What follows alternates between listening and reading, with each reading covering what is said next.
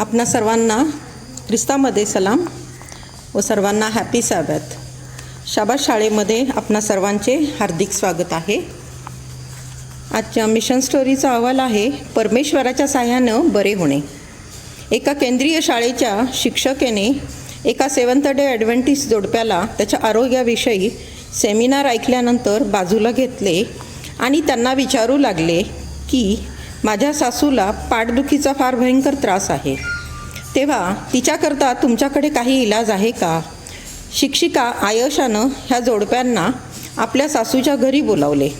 हे जोडपे संदीप आणि रमया यांनी नुकतेच आपले मेडिकल प्रशिक्षण पूर्ण केले होते आणि ह्या शाळेमध्ये हेल्थ सेमिनार ते पहिल्यांदा घेत होते.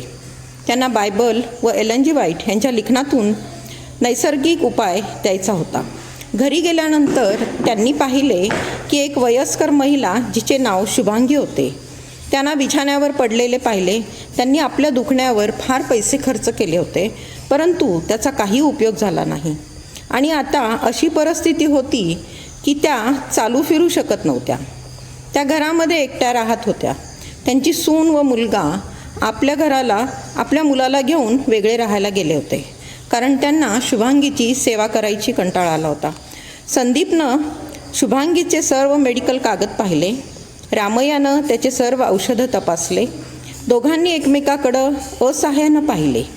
काय करावे त्यांना समजत नव्हते. नुकतेच त्यांचे शिक्षण संपले होते व त्यांनी अशा प्रकारच्या पेशंटला हाताळणे नव्हते. त्यासाठी त्यांनी प्रार्थना केली. संदीपनं शुभांगीला विचारले की तुम्ही 5 दिवसांसाठी तुमची औषधं बंद करू शकता काय? आपण काहीतरी वेगळे करूया. शुभांगी तयार झाल्या आणि त्यांचा इलाज सुरू झाला. रामया त्यांना हायड्रोथेरपी आणि मसाज सकाळ संध्याकाळ देऊ लागली. कच्च्या भाजीपाल्यांचा रस देऊ लागली. 3ऱ्या दिवशी शुभांगी अनेक महिन्यानंतर पहिल्यांदा उभी राहिली. तिला अश्रू अनावर झाले. ती म्हणाली, माझ्या मुलाने व सुनेने मला मरायला एकटे सोडून गेले. माझ्या आजारपणात त्यांना माझी काळजी घ्यावायची नव्हती. संदीप म्हणाला, प्रार्थना करा, ते परत येतील. विधर्मी होते आणि कोणी जर पवित्र शास्त्र घेऊन जाताना दिसले तर ते त्यांना त्रास देत असे. संदीपनं तिच्यासाठी प्रार्थना केली आणि तिच्या भाषेचे पवित्र शास्त्र तिला दिले. तो म्हणाला, रोज एक पान वाचून प्रार्थना कर. प्रभू येशू तुझा मुलगा, सून व नातवाला घेऊन परत घेऊन येईल. 5 दिवसांच्या उपचारानंतर शुभांगी पूर्णपणे बरी झाली. 10 दिवसांनी तिने संदीपला फोन केला व सांगितले, तुझ्या म्हणण्याप्रमाणे मी बायबल वाचून प्रार्थना करीत होतो, परंतु अजूनही माझा मुलगा परत आलेला नाही. शुभांगी न चुकता पवित्र शास्त्रांचे 3 पाने वाचत होती. देवानं तिच्या प्रार्थनेचे उत्तर दिले. संदीप म्हणाला होता, बायबल वाचून प्रार्थना कर, तुझ्या जीवनामध्ये चमत्कार घडेल. 3 दिवसांनी सुनेने संदीपला फोन करून सांगितले की आमचे कुटुंब एक झाले आहे. हे ऐकून संदीपला फार आनंद झाला. आज शुभांगी न चुकता बायबल वाचन करते व संदीप आणि रामयाबरोबर संभाषण करतात. शेवटी संदीप म्हणाला की ही आमची पहिली पेशंट होती. सुरुवातीला त्यांना कोणता उपचार द्यावा हे आम्हाला सहाय्य केले. एलन जी व्हाईट म्हणतात की डॉक्टर शरीरावर काम करतात तर देव मनावर काम करतो.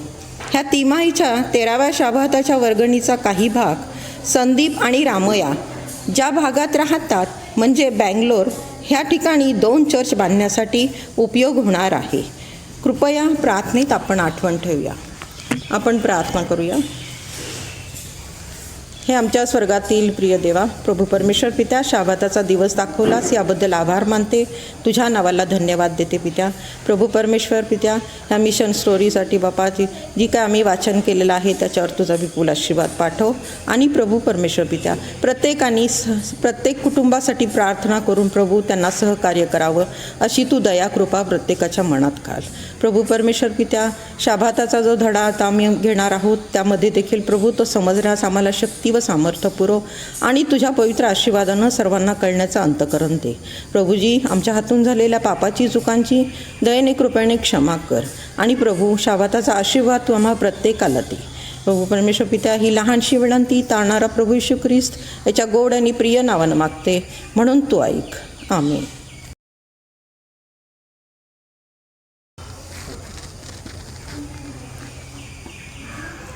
सर्वांना हॅपी साबात. परमेश्वराच्या नावाला धन्यवाद असो. देवाची स्तुती करते की त्याने आपल्याला आठवडाभर सांभाळून त्याच्या पवित्र दिवशी त्याच्या वचन शिकण्याची ही सुवर्ण संधी आपल्याला दिली, त्याबद्दल त्याचे मनापासून आभार मानते. आणि विशेषतः मंडळीचे पाळक साहेब यांचे देखील मी आभार मानते. प्रियनो, आजचा धडा आहे परमेश्वराचे नेत्र, बायबलचा जगिक दृष्टिकोन. धडा शिकण्याआधी आपण 2 शब्दाची प्रार्थना करूया. पवित्र पवित्र थोर आकाश आणि पृथ्वीच्या निर्माणकर्त्या प्रेमळ पित्या, तुझ्या नावाला धन्यवाद देते. बाप्पा, तू आम्हाला आठवडाभर सांभाळून तुझ्या पवित्र दिनी तुझं वचन शिकण्याची ही संधी लाभू दिलीस म्हणून तुझे उपकार मानते. प्रेमळ पित्या, तुझं वचन शिकत असताना, बोलत असताना लागणारं ज्ञान, बुद्धी, सामर्थ्य पुरव. जे जे ऐकत आहेत, ऐकणारे आहेत, त्यांना तू मोठं आशीर्वादित कर आणि तुझ्या विश्वासात, सत्यात खंबीर ठेव. या मंडळीची तू सद्गुणात आणि संख्येत वाढ कर. इथून पुढची सर्व वेळ काळ तुझ्या हातामध्ये घे. धन्य तारणारा प्रभू येशू ख्रिस्त त्याच्या गोड आणि प्रिय नावात मागते, आमेन. आजचा तिमाहीचा 4था धडा आहे परमेश्वराचे नेत्र, बायबलचा जगिक दृष्टिकोन. आजचं सुवर्ण वचन आहे नीतिसूत्र 15:3. परमेश्वराचे नेत्र सर्वत्र आहेत, ते बरे वाईट पाहत असतात. आज आपण पवित्र शास्त्र आणि परमेश्वर जगिक दृष्टिकोन आहे पवित्र शास्त्राचा, ह्याच्यावर आपण मनन करणार आहोत. पोलंडचे कवी झॅस्लो मिलोज यांनी एक कविता लिहिली. त्याची सुरुवात काल्पनिक विषयाविषयी लिहिण्यापासून झाली. बोलणारे ससे, बोलणारी खार आणि अशाच प्रकारचे खऱ्या प्राण्यांचे त्यांच्यासोबत बरेच साम्य आहे त्यांनी लिहिले. जशा आमच्या जगाच्या कल्पना खऱ्या जगाप्रमाणे आहेत, कवितेचा शेवट करण्यासाठी त्यांनी लिहिले, याविषयी विचार करा आणि हादरून जा. हादरून जा हा कठोर शब्द असेल, परंतु खरोखर खरा आहे.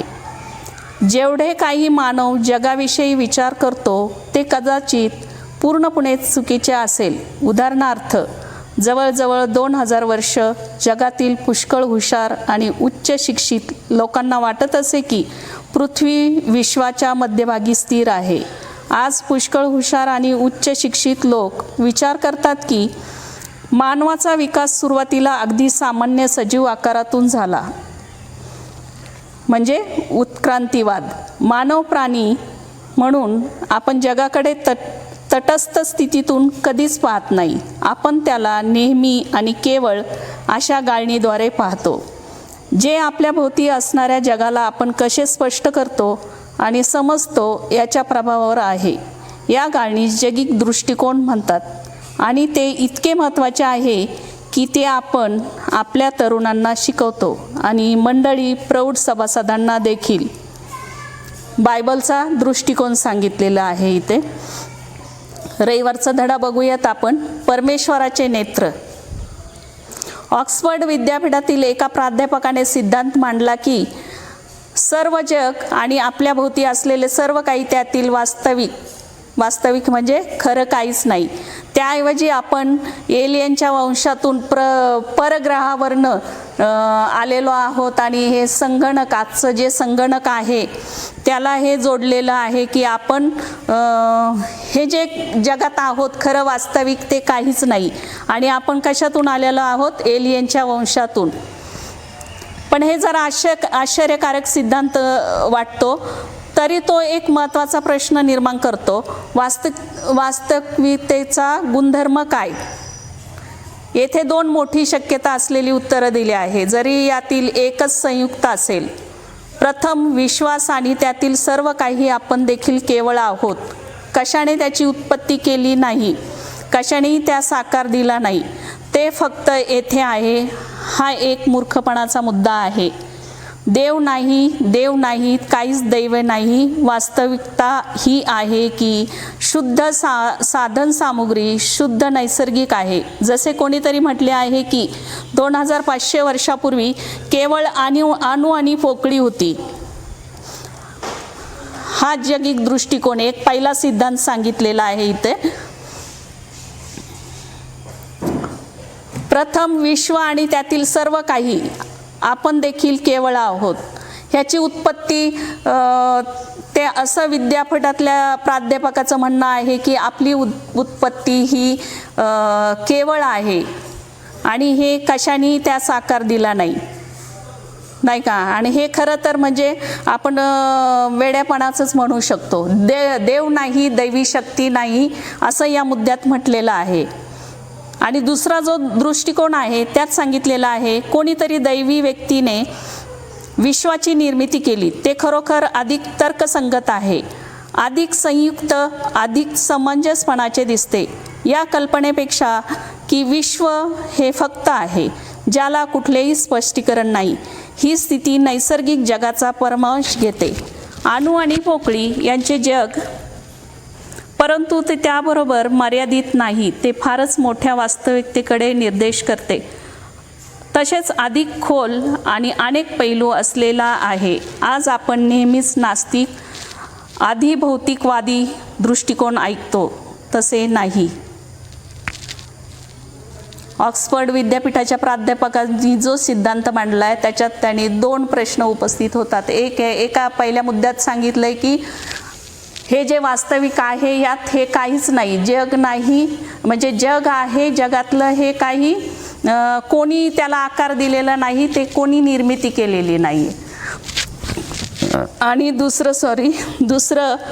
दुसरा दृष्टिकोन की काहीतरी दैवी शक्ती आहे, देव आहे आणि त्यांनी अणु आणि पोकळी यांचे जग, परंतु ते त्याबरोबर मर्यादित नाही. ते फारच मोठ्या वास्तवतेकडे निर्देश करते.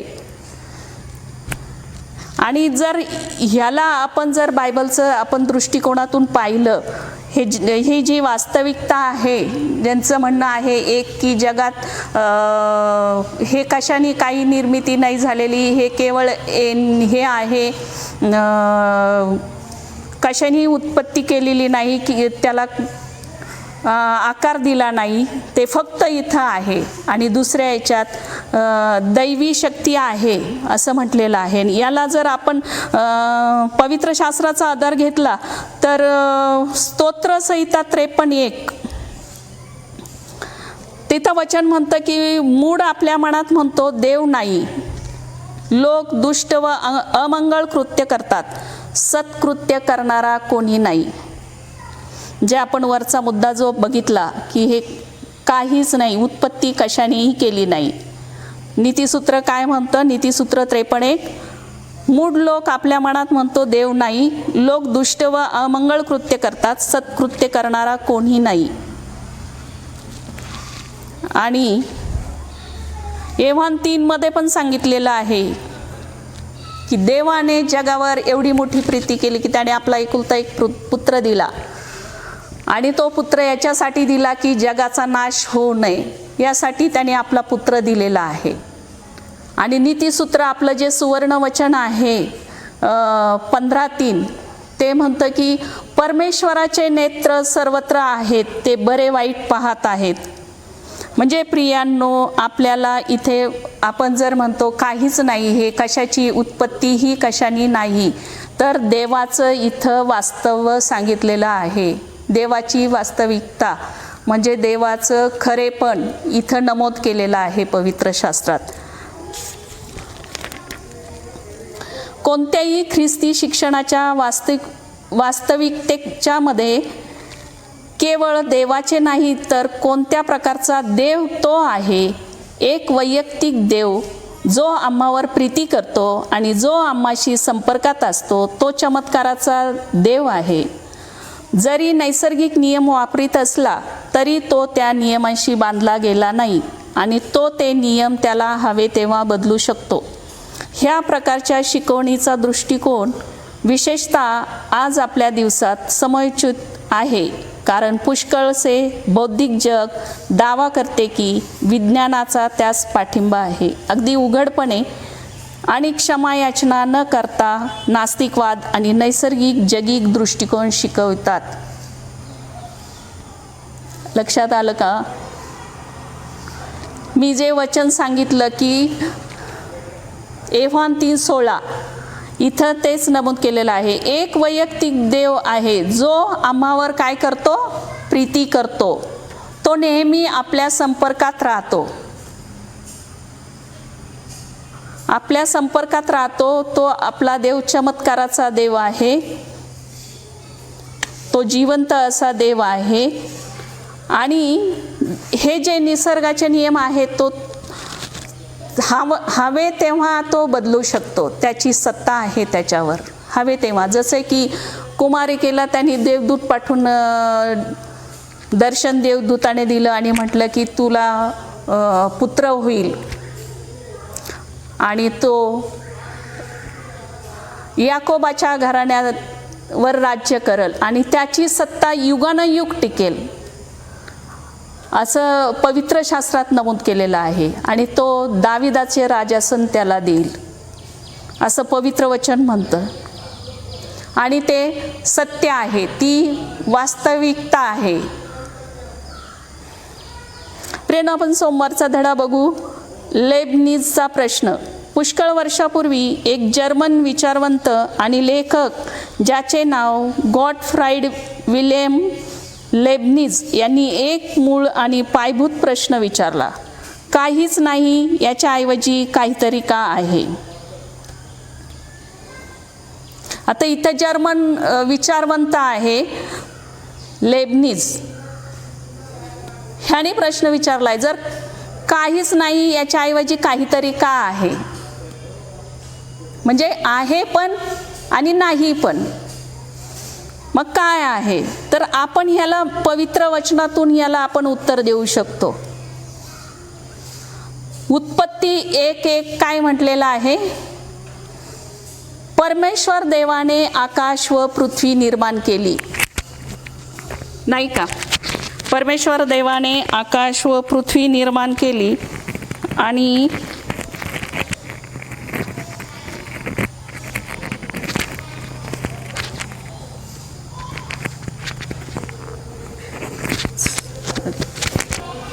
आकाश व पृथ्वी निर्माण केली. आणि निर्गममध्ये निर्गम 20:8-11 तो म्हणतो, त्यांनी आपल्याला सांगितलेलं आहे की देवाने 6 दिवस या जगाची निर्मिती केली आणि 7वा दिवस हा शाबात पवित्रपणे पाळण्यास त्यांनी आपल्याला आज्ञा केलेली आहे आणि तो पवित्र करून आशीर्वादित केलेला आहे. आणि योहान 1:1-4 हेच सांगतं की ही जी वचनं आहेत, ह्या जे विचारवंत आहे ह्याचा प्रश्न काय आहे? काहीच नाही, याच्याऐवजी काहीतरी का आहे? ह्याचे हे उत्तर आहे. योहान 1:1-4 काय म्हणतं? प्रारंभी शब्द होता, शब्द देवासह होता, शब्द देव होता, देही झाला आणि सर्व काही त्याच्याद्वारे झाले आणि त्याच्या ठाई जीवन होते आणि ते जीवन काय आहे? मनुष्य मात्राचा प्रकाश आहे. म्हणजे हे जे आहे काहीच नाही याच्याऐवजी काहीतरी आहे. हे सत्य आहे की देव प्रारंभी शब्द होता, शब्द देवासह होता, शब्द देही झाला आणि त्याच्याद्वारे सर्व काही झालं आणि त्याच्या वाचून काही झाले नाही असं नाही. त्याच्या ठाई जीवन होतं आणि ते जीवन मनुष्य मात्राचा प्रकाश होतं.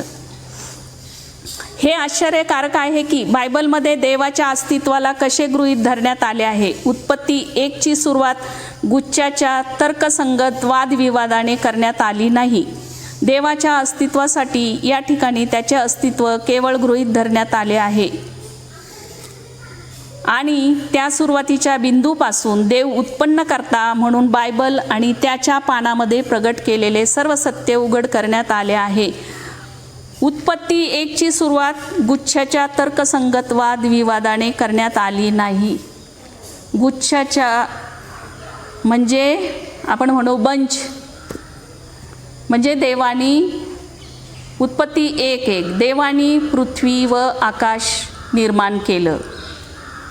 म्हणजे काय आहे, बंचमध्ये हे तयार नाही आहे. देवाने पहिलं आकाश आणि पृथ्वी निर्माण केली आणि या ठिकाणी त्याचे अस्तित्व केवळ गृहीत धरण्यात आलेलं आहे. गृहीत म्हणजे काय, निर्गममध्ये मोशे जेव्हा म्हणतो की देव सांगतो तू इस्रायलाकडे जा आणि मी तुला पाठवलं हे त्यांना सांग, तेव्हा मोशे म्हणतो की त्यांनी मला जर विचारलं की मला कोणी पाठवलं आणि मी काय त्यांना सांगू, तर देव काय म्हणतो, मी तुझा जो देव आहे तो मीच आहे. म्हणजे इथे काय आहे, म्हणजे उत्पत्तीची सुरुवात गुच्छाच्या तर्कसंगत वादविवादाने करण्यात आलेली नाही. जो एकच विश्वाचा निर्माण करता आहे, एकच तो देव आहे आणि हे मोशेला पण त्यांनी प्रगट केलेलं आहे. आणि त्या सुरुवातीच्या बिंदूपासून देव उत्पन्न करता म्हणून बायबलच्या आणि त्याच्या पानामध्ये प्रगट केलेले सर्व सत्य उघड करण्यात आले आहे. उत्पत्तीचे तत्व कोणत्याही ख्रिस्ती शिक्षणासाठी पायाभूत देखील आहे. ख्रिस्ती म्हणून आम्ही ज्यावर विश्वास ठेवतो तेव्हा सर्व काही 6 दिवसाची उत्पत्ती या तत्वावर आधारित आहे.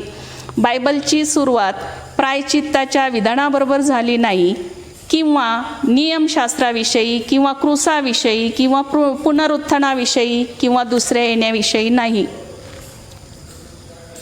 पवित्र शास्त्राची सुरुवात ही डायरेक्ट आपण म्हणू की परमेश्वराचं पुनरुत्थान किंवा नियमशास्त्र किंवा दुसऱ्या येण्याविषयी किंवा क्रूसाविषयी ह्याच्यानी सुरुवात नाही झालेली.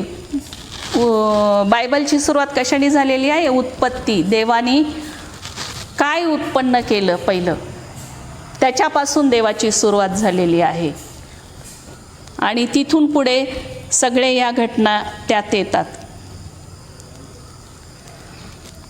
याची सुरुवात देव उत्पन्न करता आहे या विषयीच्या विधानाने झाली नाही, कारण या सर्व शिकवणी याचा काहीच अर्थ लागत नाही, कारण देव आमचा उत्पन्न करता आहे हे वास्तव आहे. म्हणजे परमेश्वर आमचा उत्पन्न करता आहे हे खरं वास्तविक आहे. म्हणून पुन्हा बायबलच्या जगिक दृष्टिकोनाने उत्पत्तीच्या तत्वाच्या महत्त्वावर जोर दिला पाहिजे. हे जोर देणे देखील फारच महत्त्वाचे बनते, कारण या शिकवणीवर विज्ञानाच्या नावाने समोरून फार मोठ्या हल्ल्याचा सामना करावा लागला.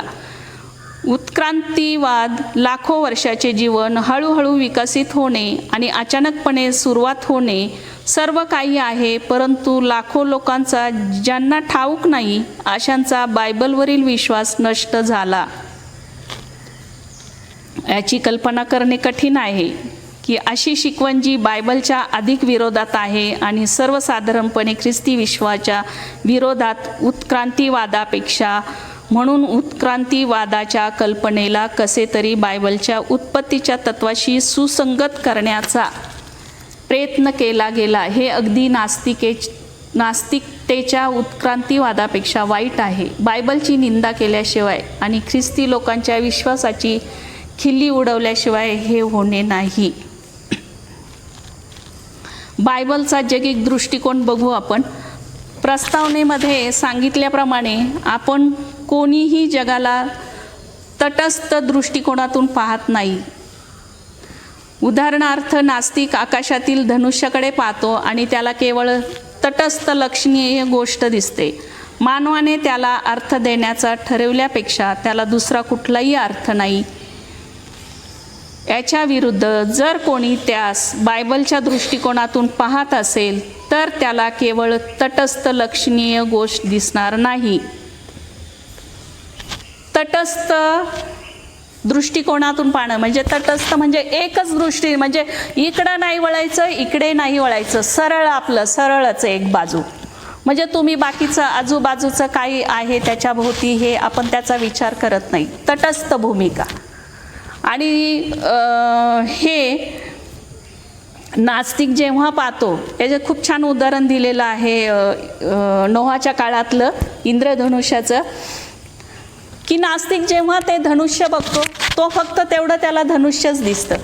आणि जेव्हा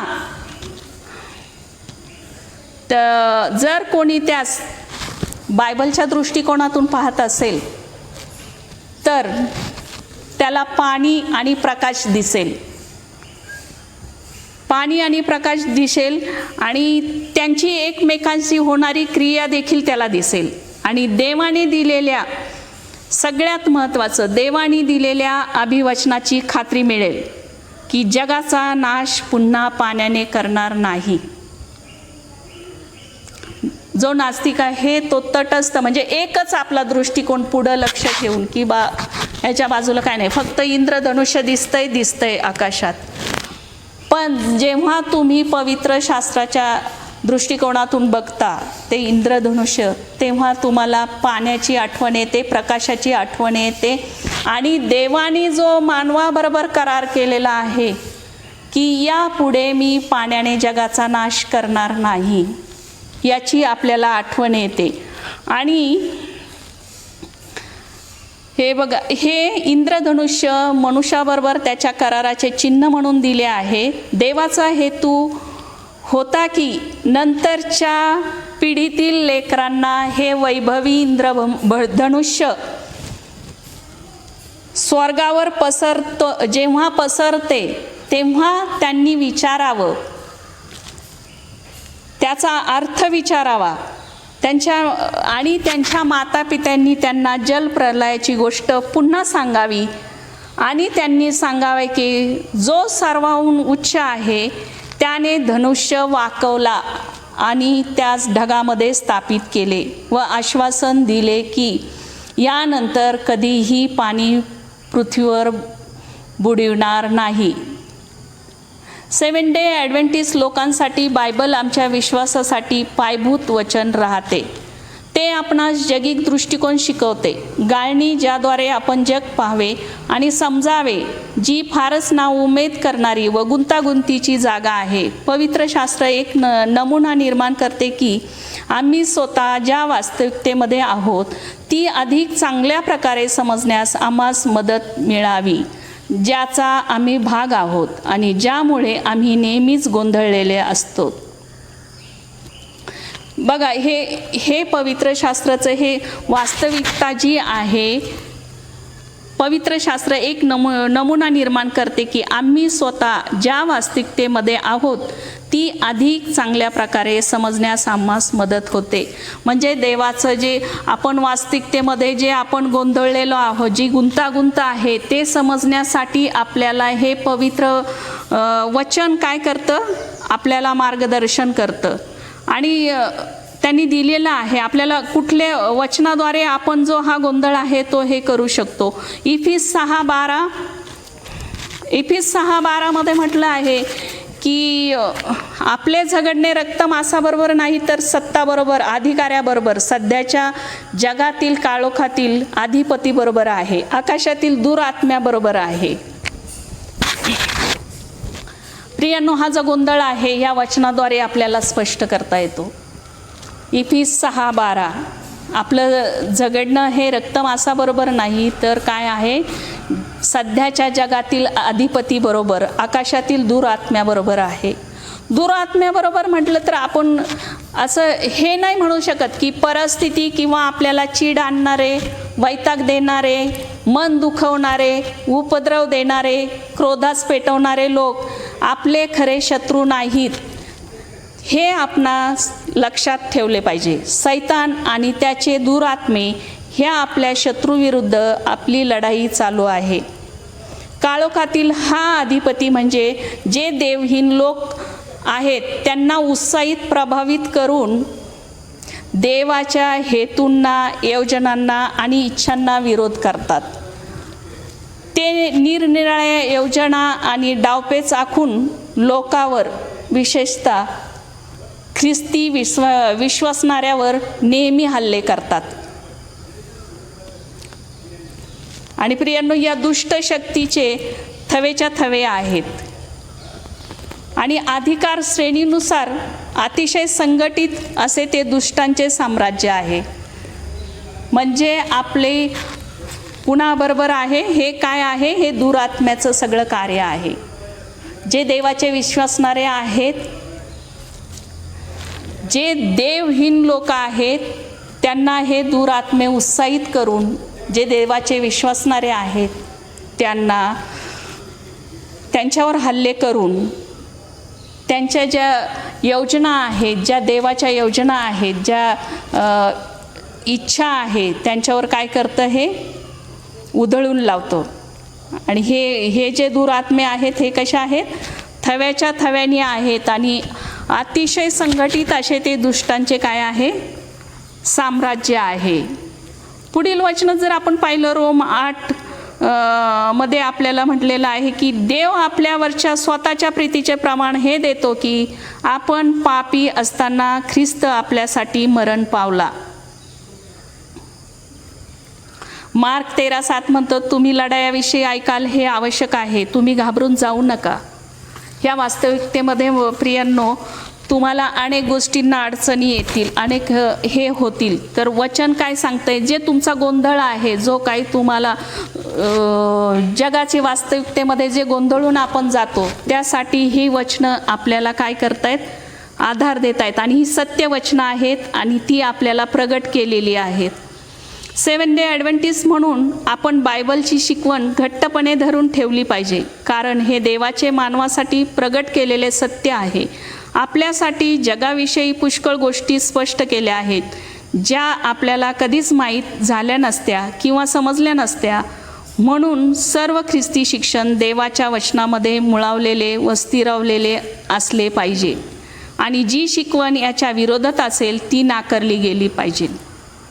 फार महत्त्वाचं आहे. सर्व ख्रिस्ती शिक्षण काय झालेलं पाहिजे, देवाच्या वचनामध्ये मुळावलेलं व स्थिरावलेलं असलं पाहिजे आणि जी शिकवण याच्या विरोधात आहे ती काय आपण नाकारली पाहिजे. विश्वासणारे आपण आहोत, तर जी देवाच्या विरोधात आहे तिचा काय केला पाहिजे, आपण नाकार केला पाहिजे. बुधवारच्या धड्याकडे आपण वळूयात. तारणाऱ्याची उपासना करा. आमच्या विश्वासासाठी उत्पत्तीच्या तत्वा इतकीच महत्त्वाची ही तत्वे वेगळी दिसत नाही. विशेषतः नवीन करारामध्ये ते नेहमीच जोडीने येते, ज्यातून निसटता येणार नाही अशा प्रकारे बांधले गेले आहे. ते म्हणजे तारणाचे तत्व. आणि तारण म्हणजे या पतन पावलेल्या पापी आणि मृत्यूच्या जगात केवळ उत्पत्ती पुरेसी नाही. आपण जगतो, आपण संघर्ष करतो, आपण दुःख भोगतो आणि नंतर काय, आपण मरतो. शेवटी जनावराचा सांगाडा जो रस्त्याच्या कडेला पडलेला असतो, त्यात आणि आपल्यात काही फरक नाही. हे किती मोठे आहे. म्हणून आपल्या जगिक दृष्टिकोना इतकेच तारणाचे तत्व आमच्यासाठी आहे. आणि याचा अर्थ म्हणजे आपल्याकडे येशू ख्रिस्त आणि त्याचे क्रूसावरील मरण आणि पुनरुत्थान आहे, जे आपण ज्यास कशावर विश्वास ठेवतो याच्या केंद्रस्थानी आहे. एव्हान 1:15 त्याच आपल्याला सांगितलेलं आहे की काय म्हटलेलं आहे इथं, येशू ख्रिस्त आणि त्याचे क्रूसावरील मरण आणि पुनरुत्थान आहे, जे आपण ज्यास कशावर विश्वास ठेवतो त्याचं काय आहे, केंद्रस्थान आहे. आणि हे केंद्रस्थान म्हणजे काय आहे, येशू ख्रिस्त काय आहे, तो जगाचा प्रकाश आहे आणि त्याच्या ठाई काय आहे, मनुष्य मात्राला जीवन आहे. येशू ख्रिस्त हा आपल्या केंद्रस्थानी असला पाहिजे. आणि पहिल्या देवदूताने सुद्धा हे देवदूताकडे देखील पहा. आणि नंतर दुसरा देवदूत काय म्हणतो, अंतराळाच्या मध्यभागी उडताना मी पाहिला. त्याच्याजवळ पृथ्वीवर राहणारे जन म्हणजे प्रत्येक राष्ट्र, वंश, भाषा व लोक यास सांगव्यास सार्वकालिक सुवार्ता होती. तो मोठ्याने म्हणाला, देवाची भीती बाळगा व त्याचे गौरव करा. ज्याने आकाश, पृथ्वी, समुद्र व पाण्याचे झरे उत्पन्न केले त्याला नमन करा. प्रगटी 14:6-7 वचन सांगतं. म्हणजे इथं आपण वरती बघितलं आहे, आमच्या विश्वासासाठी उत्पत्तीच्या तत्वा इतकीच महत्त्वाचे हे तत्व वेगळे दिसत नाही. जेवढं आपल्याला उत्पत्ती म्हणजे तारणाचं तत्व जेवढं आपल्याला महत्त्वाचं आहे तेवढंच उत्पत्ती देखील महत्त्वाची आहे. तिथं आपल्या देवाचं देवाचं श्रेष्ठता तिथं वर्णन केलेली आहे असं म्हणू आपण, की त्याच्याजवळ पृथ्वीवर राहणारे जन म्हणजे प्रत्येक राष्ट्र, वंश, भाषा व लोक या सांगाव्या सार्वकालिक सुवार्ता होती. सार्वकालिक सुवार्ता होती. आणि आपण जसं बघितलं की येशूला केंद्रस्थानी आपल्या ठेवायचं आहे. आणि देवदूत तेच सांगत आहे की त्याला प्रत्येक राष्ट्र, प्रत्येक भाषा बोलणाऱ्यासाठी सार्वकालिक जीवनाची काय होती, त्याच्याकडे सुवार्ता होती. आणि ही सार्वकालिक सुवार्ता थेट देवाशी एक उत्पन्नकर्ता म्हणून जोडली गेली आहे. याकडे आपण लक्ष देऊ. ही जी सार्वकालिक सुवार्ता आहे ही देव एक आपला उत्पन्नकर्ता आहे आणि ही थेट त्याच्याशी काय केलेली आहे, जोडली गेलेली आहे. आपणास जाणीव होते की ज्या देवाने आम्हास उत्पन्न केले त्याच देवाने मानवी रूपामध्ये आमच्या पापासाठी होणारी शिक्षा स्वतःवर घेतली.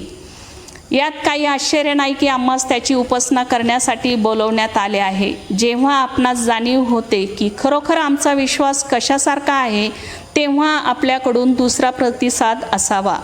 याच कारणास्तव ख्रिस्त आणि त्याचे क्रूसावरील मरण नेहमीच पुढे आणि आपण जे काही शिकतो त्याच्या केंद्रस्थानी असावे अशी शिकवण, ज्यात दुसऱ्या येण्याचाही समावेश असावा.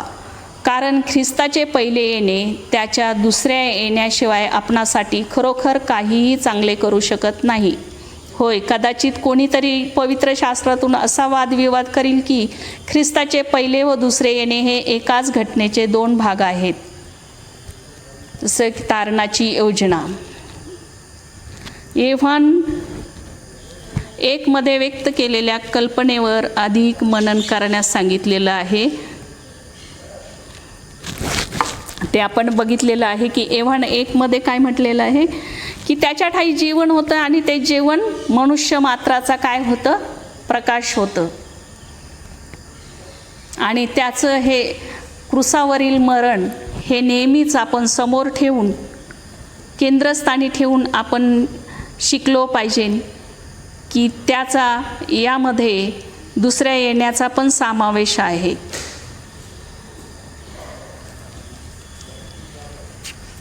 गुरुवारच्या धड्याकडे वळूयात.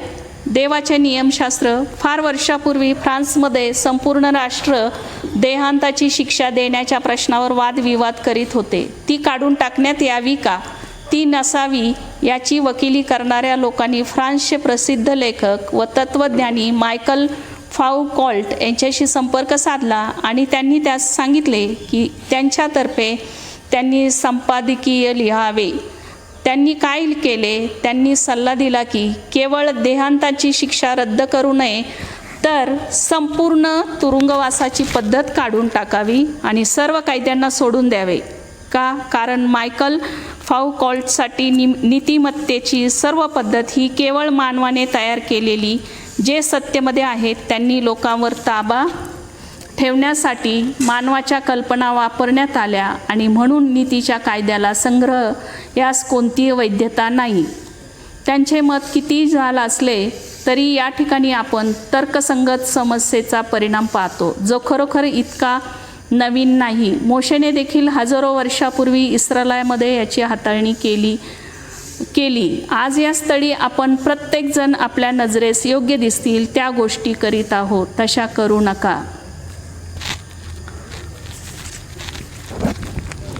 या ठिकाणी हे फ्रान्समधील कोण आहे, संपूर्ण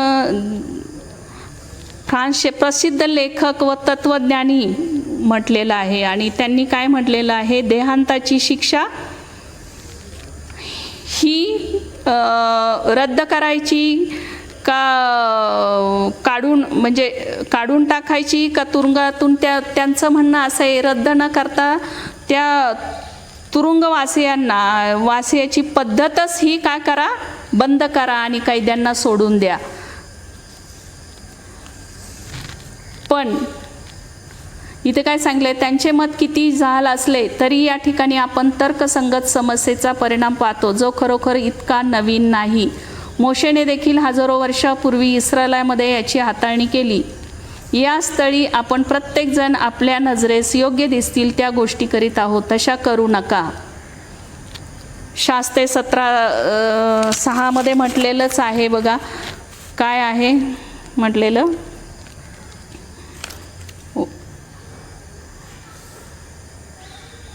अनुवाद 12:8. आज आपण प्रत्येकजण स्वतःच्या दृष्टीला योग्य दिसल तेच आपण करत आहोत. म्हणजे हे जे शास्त्रज्ञाचं म्हणणं आहे की नाही का, त्यांची जी पद्धत आहे तुरुंगवासियाची ती पूर्णपणे रद्द करा आणि ती काढूनच टाका आणि त्यांना मोकळं सोडा. म्हणजे इथं अनुवाद 12:8 म्हणत आहे की आज प्रत्येकजण स्वतःच्या दृष्टीला योग्य दिसल ते करीत आहे. आणि शास्त्रेमध्ये पण त्या काळी काय होतं, इस्रायलवर कोणीच राजा नव्हता आणि प्रत्येकाला वाटत होतं की जे काही आपण करतो ते सर्व काय आहे, योग्य आहे. तरी आपण जरी आपल्या स्वतःच्या नजरेत जे योग्य आहे ते करीत नसलो, म्हणजे आपण स्वतः पवित्र, धार्मिक आणि वस्तुनिष्ठ नाही की आपण नीतीने बरोबर आहोत, मग आपण काय करावे हे आपणास कसे कळावे. याचे उत्तर होय, ज्या परमेश्वराने आपणास उत्पन्न केले त्यानेच आपणास जगासाठी नीतिमत्तेची तत्त्वे दिली आहेत. कदाचित आपली नजर योग्य पाहू शकत नसेल, परंतु परमेश्वराची नेहमीच पाहतात.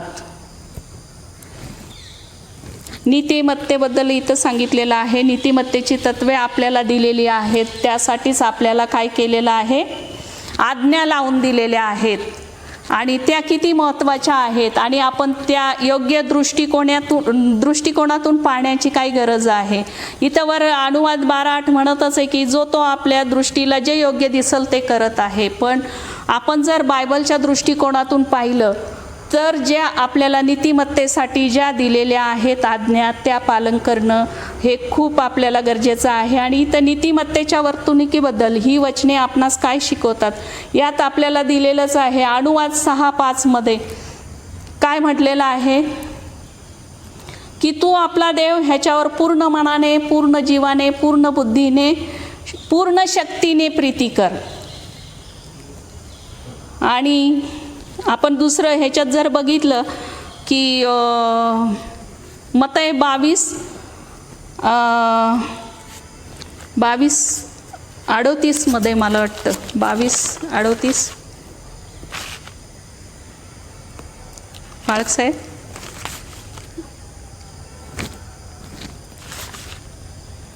सांगू शकाल काय म्हटलेलं आहे. पूर्ण जीवाने आणि दुसरी जी आज्ञा दिलेली आहे ती जशी स्वतःवर तशी आपल्या शेजाऱ्यावर काय कर, प्रीती कर.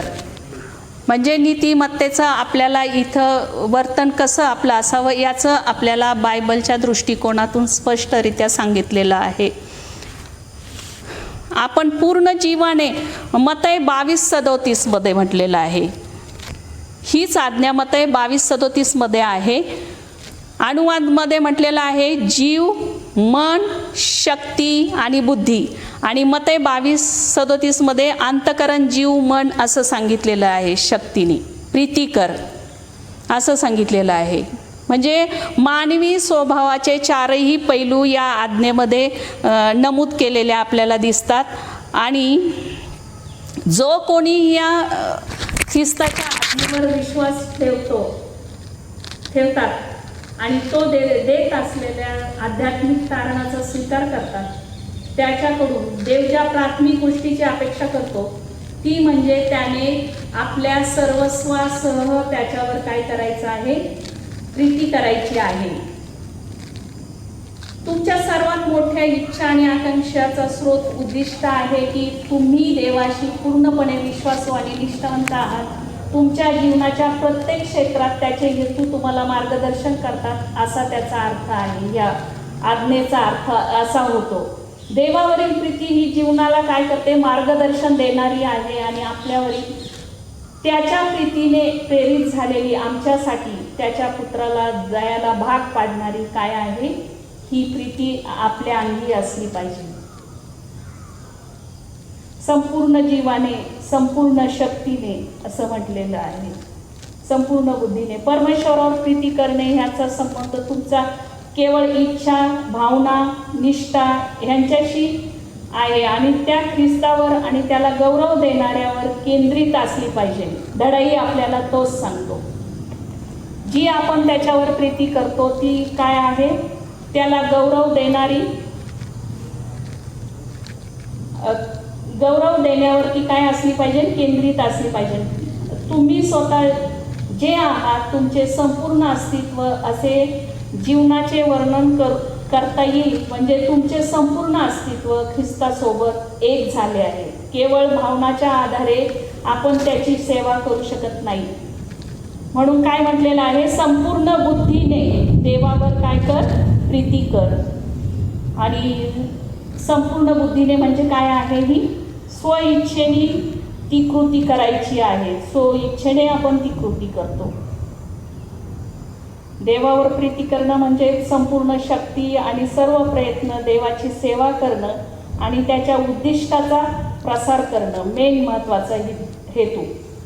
देवावर संपूर्ण शक्तीने प्रीती करणं म्हणजे काय, देवाची सेवा करणं आणि त्याच्या उद्दिष्टाचा प्रसार करणं, ह्यावर आपली प्रीती काय झाली पाहिजे, केंद्रित असली पाहिजे. मग ह्या परिस्थिती किती विपरीत असली तरी आपण काय विश्वासात टिकून राहण्यास तयार राहिलं पाहिजे. आणि त्यावरून लक्षात येतं की देवावर प्रीती करणाऱ्याचा कधी कधी मग असं होतं, तुम्ही जेव्हा देवावर प्रीती करता, त्याच्यासारखी प्रीती करता, प्रीती करण्याचा निर्णय घेता, हा निर्णय खूप कठीण असतो आणि मग त्यासाठी तुम्हाला दुःख पण सहन करण्याची काय पाहिजे, तयारी पाहिजे. आणि ही आपली देवावरील प्रीती, जसं करिंथमध्ये पहिले रोम 12:1-3 मध्ये सांगितलेलं आहे.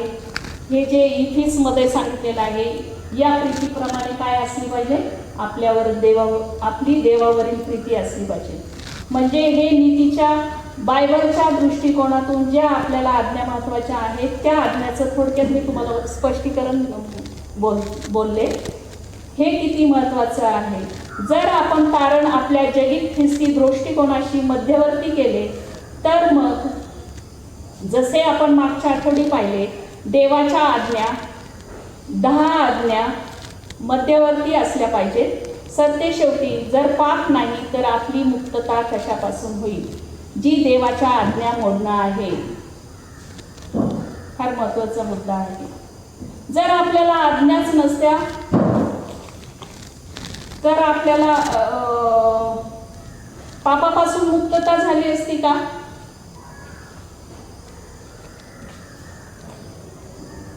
आपण आज्ञा आहे म्हणून आपण देवाचं म्हणतो. तू आज्ञामध्ये काय सांगितलेलं आहे, तू तुझा देव नाही का, पूर्ण त्याच्यावर पूर्ण मनाने पूर्ण शक्तीने प्रीती कर. तुला माझ्याशिवाय 10 आज्ञामध्ये माझ्याशिवाय दुसरे अनन्य देव नसू नये.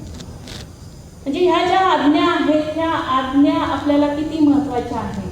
बायबल दृष्टिकोनातून आपण जर जगित दृष्टिकोनातून पाहतो तेव्हा ह्या आज्ञा म्हणजे डायरेक्ट आपण येशू ख्रिस्ताचं क्रूसावरील येशू ख्रिस्त नाही बघू शकत, पुनरुत्थान पण नाही बघू शकत. हा जो पाया आहे हा आपल्याला खूप महत्त्वाचा आहे जगित दृष्टिकोनातून.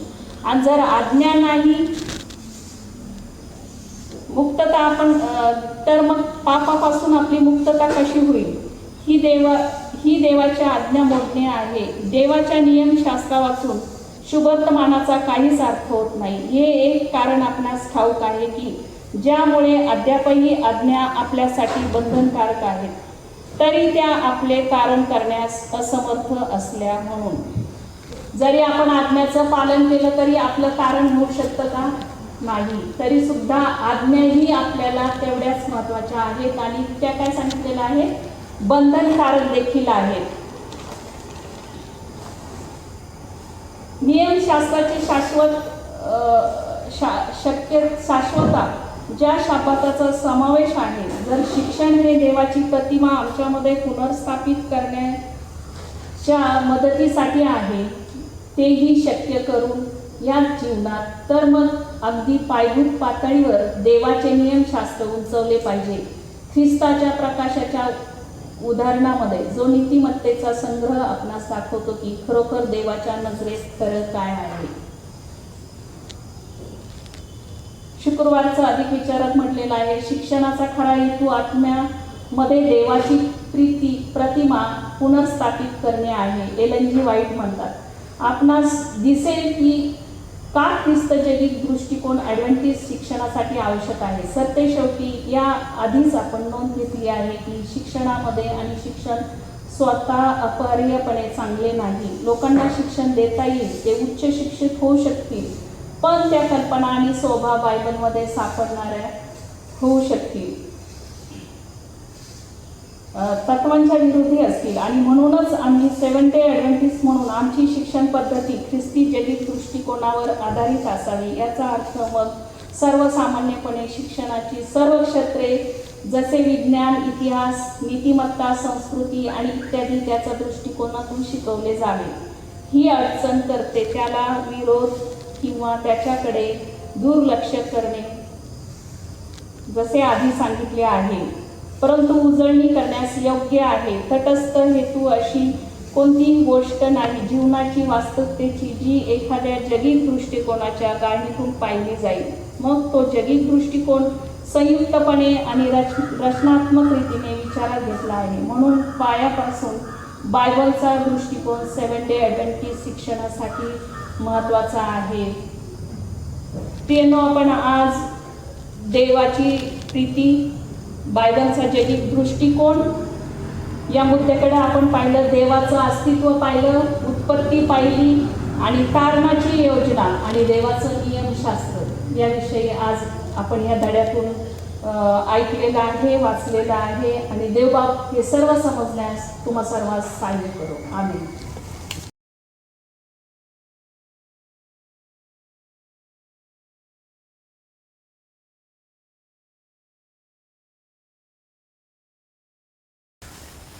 Happy Sabbath Church.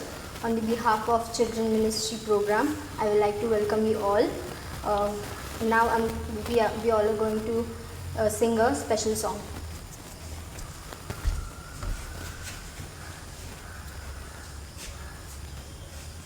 तू ही मेरी आशा, तू ही मेरा श्वास, तू ही ना होता तो मैं नाता. तू ही मेरी आशा, तू ही मेरा श्वास, तू ही ना होता तो मैं नाता. ये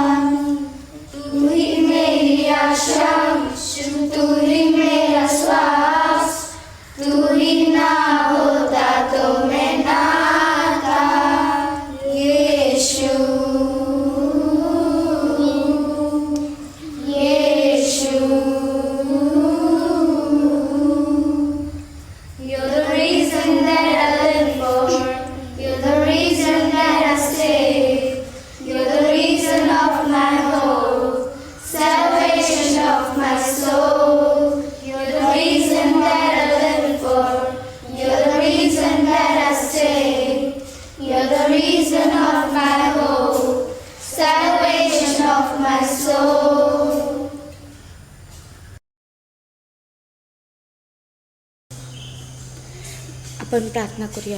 दे बाप्पा आम्हाला सुंदरसा प्रार्थनाचा समय दिलास म्हणून तुझे धन्यवाद मागते बाप्पा. जो काय आज चिल्ड्रन मिनिस्टरचा प्रोग्राम आहे बाप्पा, तू आशीर्वादित कर बाप्पा. आमच्या सगळ्यांना आशीर्वाद असू दे बाप्पा. जे काय जगावर संकट आले कोरोना व्हायरसचं बाप्पा, हे जगातून निघून जाऊ दे बाप्पा. याच्यामुळे जे काही लोक हॉस्पिटलमध्ये असतील, आजारी असतील, तू तुझ्या रक्ताचा त्यांना स्पर्श कर बाप्पा. त्यांना आरोग्य दे बाप्पा.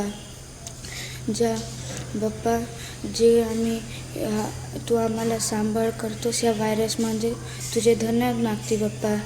जे मंदिराचे दार आमच्यासाठी बंद आहेत बाप्पा, तू ते लवकर उघडलं जाऊ दे बाप्पा. आमच्या सगळ्यांना आशीर्वाद असू दे Bappa. Amen. Thank you Jesus.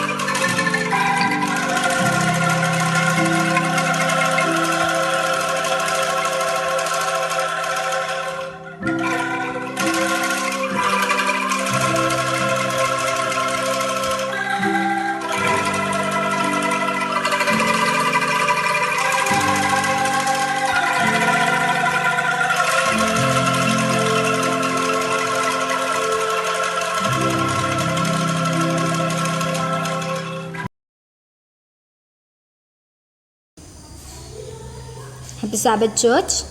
For our scripture reading, we will turn our Bibles to the books of Proverbs, chapter 6, verse 6 to 11. Go to the ant, you sluggard, consider its ways and be wise. It has no commander, no overseer or ruler. Yet it stores its provisions in summer and gathers its food at harvest. How long will you lie there, you sluggard?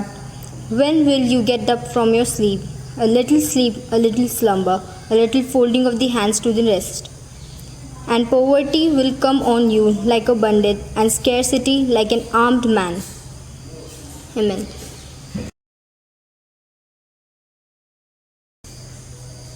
Shall we all pray? Dear Jesus, thank you for this day. Bless this day as we all have gathered here to praise and worship you. Be with us, let your angels be with us. And as Pastor will tell us what about you, help us to remember that and walk in that way. Dear Jesus, as help us to be confident and be with us. In Jesus' name I pray, amen. Happy Sabbath. My name is Joycey David Autare. We show that we are servants of God by our kindness. 2 Corinthians 6:6. My name is Jordan Rakesh Aswale. Love is patient, love is kind. 1 Corinthians 13:4. My name is Jolene Anil Chavan, a blessed one who will eat at a feast in the kingdom of God. Luke 14:50. My name is Michelle Robin Chavan. Where will go, will go, where you stay, I will stay. Your people be my people, your God, my God. Ruth 1:16. My name is Stephen Sebastian Adagre. What is impossible with man, possible with God. Luke 18:27.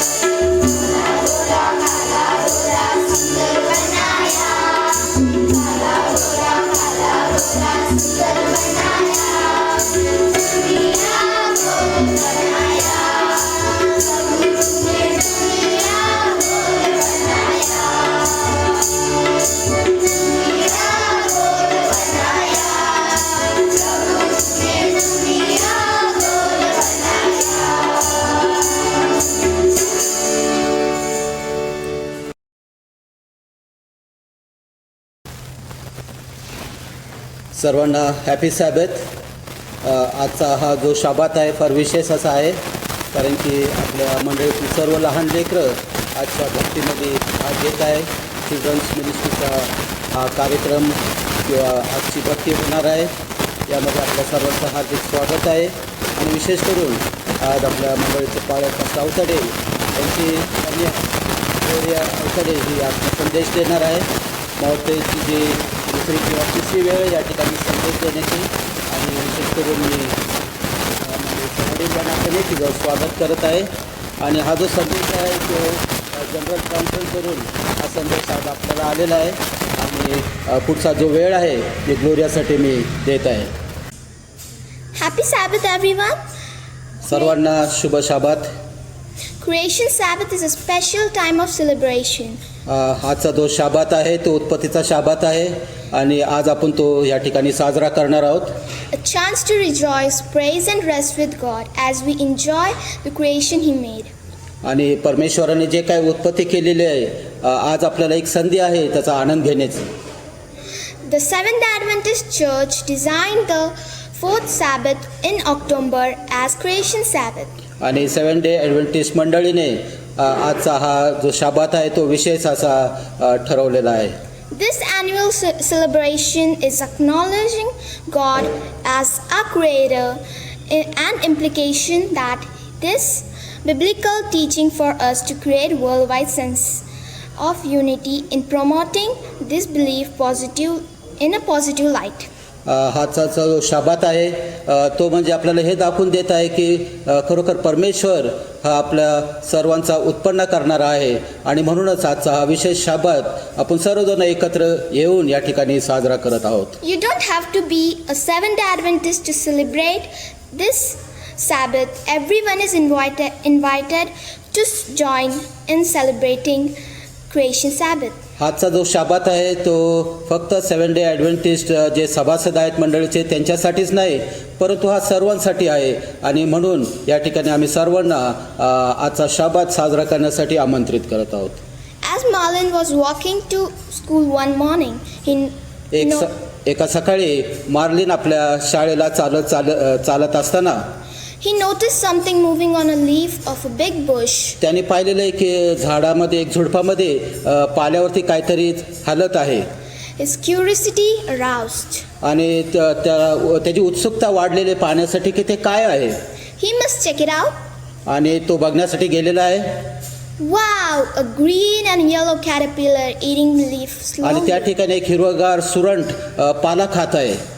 Slowly and carefully, he tossed the creature and the leaf into a jar, shut it with a lid that had little holes to breathe. आणि मग त्यांनी काय केलेलं आहे भांडं घेतलेलं आहे आणि त्या पाल्यावरती असलेलं सुरवंट त्यांनी त्या भांड्यामध्ये टाकून त्याला एक झाकण लावलेलं आहे.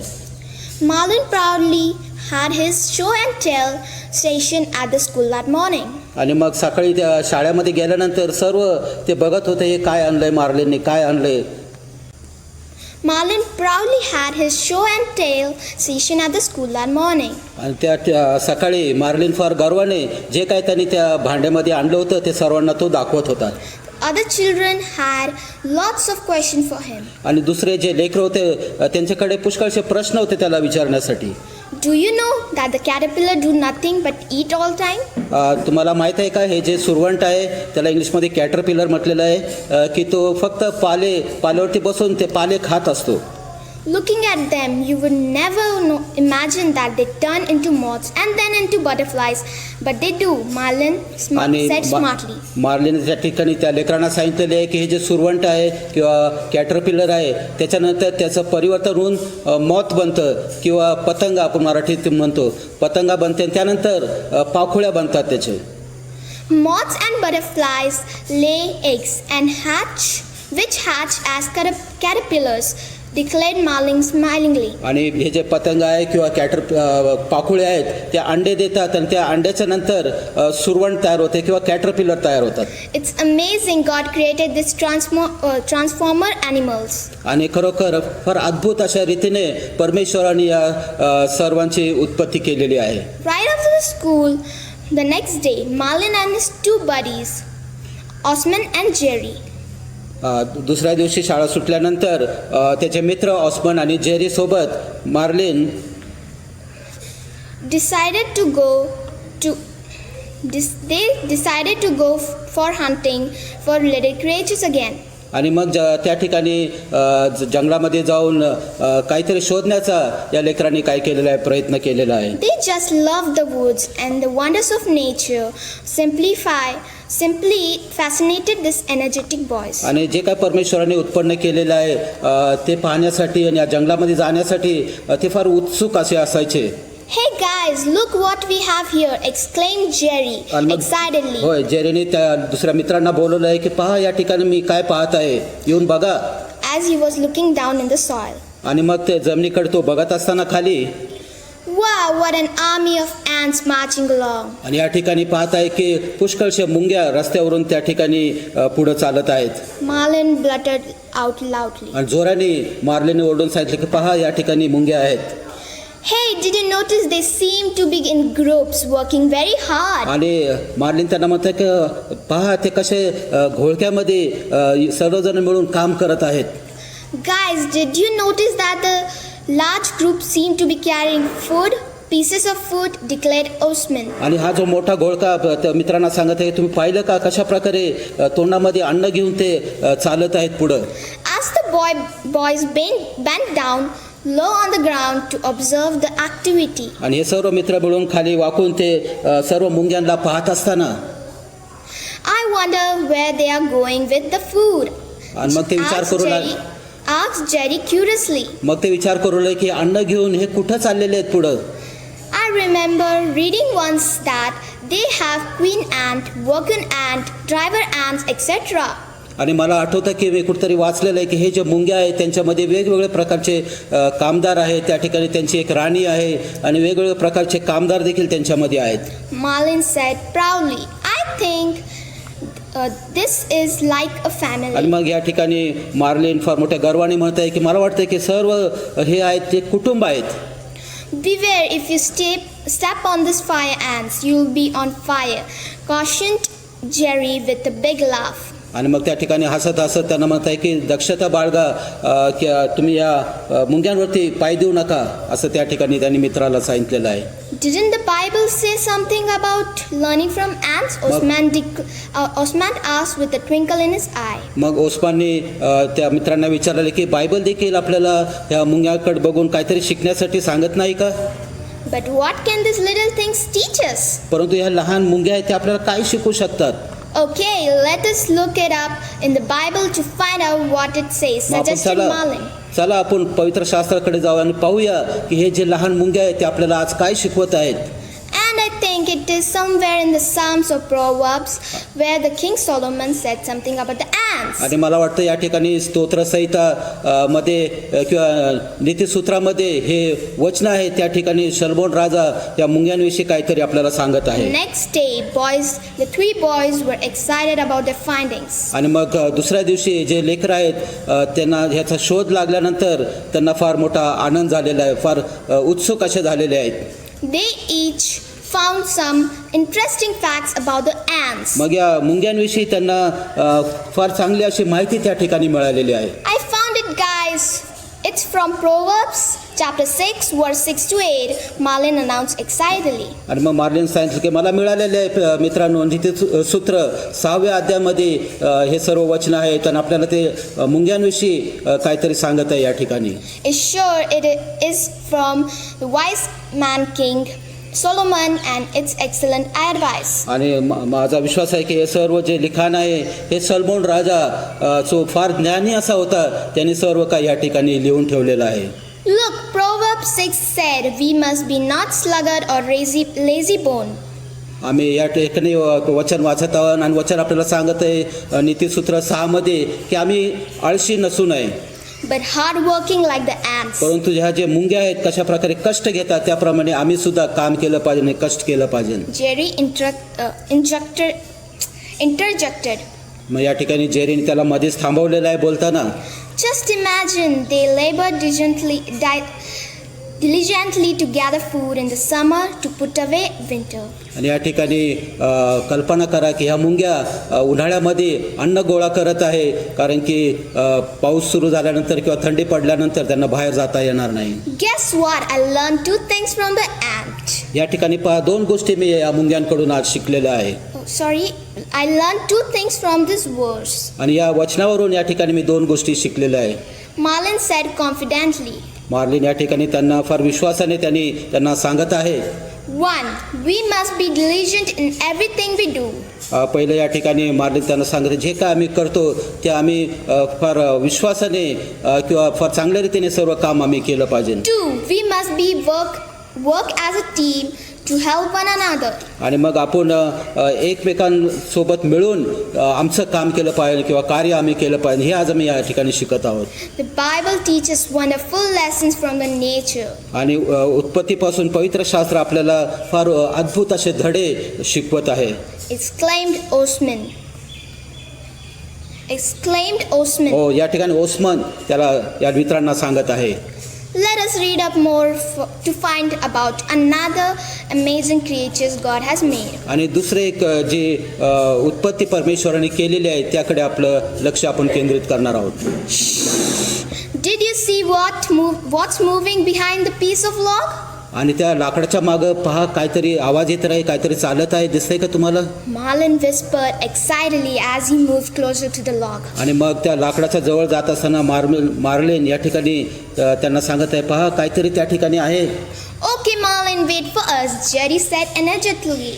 आणि या ठिकाणी मार्लिन म्हणत आहे, ठीक आहे आपण पाहूया. The boy scampered swiftly behind the big log. आणि मग त्या मोठ्या जो लाकूड होता त्या ठिकाणी त्या लाकडाच्या मागं हे सर्व मित्र गेलेले आहेत. Joyfully immersed in the creature hunting. आणि त्या ठिकाणी फार शोध घेण्यासाठी त्यांना मोठा आनंद वाटत होता.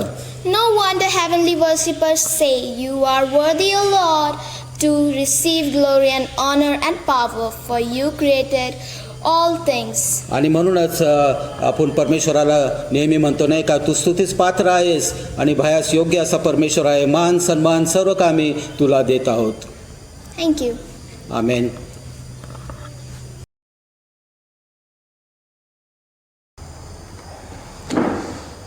Happy Sabbath church. पुन्हा एकदा मी परमेश्वराच्या पवित्र नावाला धन्यवाद देतो आजच्या सर्व कार्यक्रमाबद्दल, आजच्या भक्तीबद्दल. विशेष आज मी धन्यवाद देत आहे शाबाश स्कूल ज्यांनी आज चालवलेला आहे. मिसेस स्मिता खंडागळे आंटी यांनी मिशन स्टोरी, त्याचप्रमाणे मिसेस मंगल खंडागळे यांनी शाबाश शाळेतून आपल्याला सुंदर असं शिक्षण दिलेलं आहे. त्याचप्रमाणे विशेष करून आज आपण क्रिएशन शाबात साजरा करत आहोत, लहान लेकरांचा चिल्ड्रन्स मिनिस्ट्रीचा, जे आपल्याला GC वरून मार्गदर्शन आलेलं आहे त्याप्रमाणे. आणि मी खरोखरच आभार मानत आहे ज्या ज्या लेकरांनी आज भक्तीमध्ये सहभाग घेतलेला आहे. ही छोटीशी भक्ती होती परंतु अर्थभरित होती की ज्यामध्ये मुंगीच्या जीवनावरून आम्हाला बोध देण्यात आलेला आहे. आणि म्हणून मी सर्व लेकरांचे आभार मानत आहे की जे अगदी आवडीने या ठिकाणी आले, ज्यांनी भाग घेतलेला आहे. आणि विशेष करून त्यांच्या सर्व आईवडिलांचे मी आभार मानतो की ज्यांनी आपल्या लेकरांना वेळेवर त्या ठिकाणी पाठवलेलं आहे. देवबाप तुम्हा सर्वांना आशीर्वादित करो, हीच माझी प्रभुचरणी प्रार्थना आहे. आणि निश्चित येणाऱ्या दिवसात परमेश्वर आपल्या लेकरांच्या जीवनाद्वारे मोठं कार्य या मंडळीमध्ये करून घेणार आहे. आपण प्रार्थनेमध्ये जाऊया, प्रार्थना करू आपण. स्वर्गीय माझ्या सर्व समर्थ ईश्वरा, तुझ्या पवित्र नावाला धन्यवाद देतो, तुझी उपकार स्तुती करतो, तुझे आभार मानतो परमेश्वरा.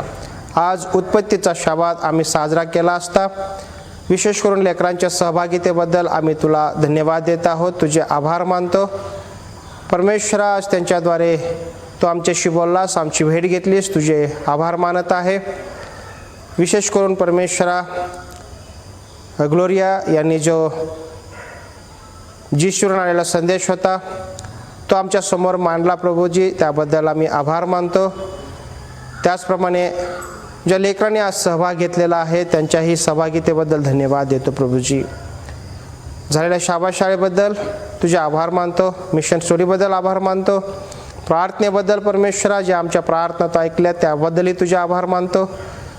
परमेश्वरा, सॅलिसबरी पार्क मराठी मंडळावर तुझा विपुल आणि भरपूर आशीर्वाद पाठव. मंडळीतील प्रत्येक लहान थोर लेकरांची तू काळजी घे देवा. मंडळीतील लहान लेकरांसाठी आज विशेष आमची प्रार्थना आहे. प्रत्येक लेकराला तुझ्या आशीर्वादाने भर. तुझ्या कृपेत, तुझ्या दयेत, अनुग्रहात प्रत्येक लेकराला तू वाढव ईश्वराच्या. आणि तुझी चांगली लेकरं हे परमेश्वरा समाजामध्ये ते वावरतील यासाठी तू त्यांचं सहाय्य कर. पुन्हा आमच्या मंडळीमध्ये जे आजारी आहेत, अडचणीमध्ये आहेत, समस्येत आहेत, अशा लेकरांची तू भेट घे देवा. त्यांना पूर्णपणे बरं कर, समस्येतून बाहेर काढ आणि तुझंच गौरव प्रत्येकांच्या द्वारे तू करून घे. सर्व काही तुझ्या गौरवासाठी हो दे. पुढील वेळ काळ आम्ही तुझ्या हातात सोपवतो. जे आज भक्तीमध्ये आहेत, घरामधून भक्ती करत आहेत, अशा सर्वांना आशीर्वादित कर, स्पर्श कर प्रभूजी. विशेष करून बाळ अबिगेलसाठी प्रार्थना करत आहे. तिच्यावर होत असलेले सर्व उपचार परमेश्वरा तो आशीर्वादित कर. लेकराला उदंड आयुष्य दे प्रभूजी. लॅरी आणि दिव्यानी हे दोघं आईवडील बाळाची काळजी घेत असताना त्यांच्यासोबत राहा. जे डॉक्टर, नर्सेस परमेश्वरा बाळाची काळजी घेत आहेत, त्यांच्यावर उपचार करत आहेत, त्यांच्यासोबत देखील राहा. आमच्या मंडळीतील सर्व आजारांसाठी, विशेष करून अशक्त आहेत, त्यांच्यासाठी प्रार्थना करतो. Mr Rahul Borde, Mrs Nita Jadhav, Mrs Veronica Takwale, त्याचप्रमाणे मिसेस घाडगे. प्रभूश्वरा, या तुझ्या प्रिय लेकरांना स्पर्श कर. पास्टर पांडे सर, त्यांचं कुटुंब यांच्यासोबत राहा. पास्टर माळी, त्यांचं कुटुंब यांच्यासोबत राहा. प्रभूजी, तुझं आरोग्य लेकरांना तू दिलेलं आहेस म्हणून आम्ही धन्यवाद देतो, तुझे आभार मानतो. पुढील वेळ काळ तुझ्या हातात घे परमेश्वरा. मग सर्वांसोबत देखील राहा. मी माझं कुटुंब तुझ्या सेवेसाठी समर्पित आहोत प्रभूजी. आमचा उपयोग तुझ्या गौरी कार्यासाठी तुझ्या मार्गाने तू करून घे. येशूच्या नावात ही विनंती प्रार्थना केली म्हणून तू ऐक. आमेन. हे आमच्या स्वर्गातील पित्या, तुझे नाम पवित्र मानले जाव. तुझे राज्य येव, जसे स्वर्गात तसे पृथ्वीवर हे. तुझ्या इच्छेप्रमाणे हो.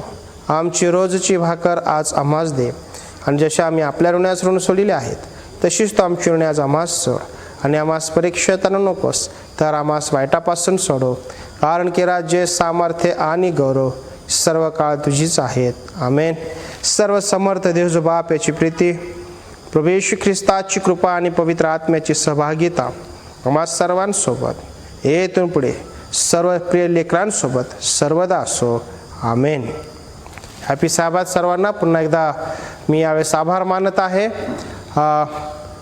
ज्यांनी शाबा शाळा चालवली आहे त्यांचे विशेष करून मिसेस स्मिता खंडागळे, मिसेस मंगल खंडागळे, आणि विशेष करून आजच्या डिवाइन सर्व्हिसमध्ये जो छोटासा संदेश आज आपल्यापर्यंत आलेला आहे, जीसीकडून तो संदेश होता. आणि हे संदेशाचं या ठिकाणी वाचन म्हणा किंबहुना तो संदेश आपल्या शब्दामध्ये या ठिकाणी ग्लोरिया माझी मुलगी हिने सुंदर रीतीने आपल्यासमोर मांडलेला आहे. आणि त्याचं भाषांतर मंडळीचे वडील एल्डर विलास खंडागळे अंकल यांनी सुंदर रीतीने केलेलं आहे. म्हणून ह्या दोघांचेही मी प्रभूमध्ये आभार मानत आहे. त्याचप्रमाणे सर्व लहान लेकरं तुमचे मी आभार मानतो, तुमचं कौतुक करतो की तुम्ही आवडीने या ठिकाणी आलात. जर या लेकरांना खरोखरच थोडा वेळ भेटला असता तर आणखीन चांगला कार्यक्रम या ठिकाणी झाला असता, परंतु याची सूचना उशिरा मिळाल्यामुळं हा कार्यक्रम आम्ही शेवटच्या क्षणाला या ठिकाणी तयार केलेला आहे. परंतु असो तरी देखील लेकरांनी सुंदर सहभाग घेतला, त्याबद्दल मी त्यांचे देखील आभार मानत आहे.